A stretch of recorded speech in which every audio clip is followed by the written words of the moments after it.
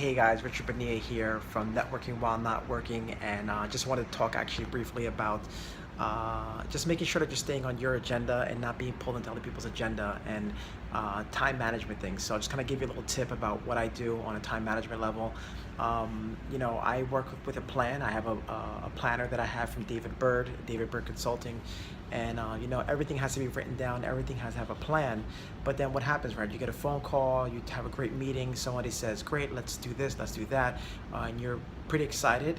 My suggestion is stick with the plan, unless obviously sometimes it may seem like this is super important, I have to get this done now, this has to be get done now, but in reality it doesn't. You just have to set priorities. And I always live by the saying that goes, haste makes waste.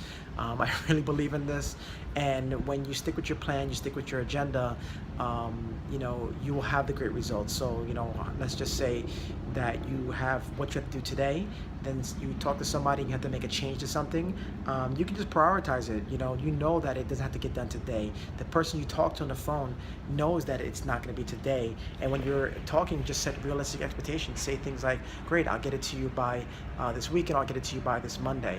So that's just super important, setting expectation, and also making sure that you're not pulled into somebody else's agenda. So what does that mean? Is that sometimes you may be it could be that you're working on a project and suddenly somebody either contacts you to go out. That's more like a fun thing. Or somebody contacts you and says, hey, I'm working on this, can you help me with this, etc.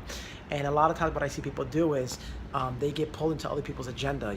They're suddenly now traveling to go see somebody and help them out, or they're going to suddenly they're now dropping what they're doing to help someone else with something else. And my mentor shared with me once, he said, because sometimes people that normally fall into other people's agenda are people that are like people and they like to help people, etc.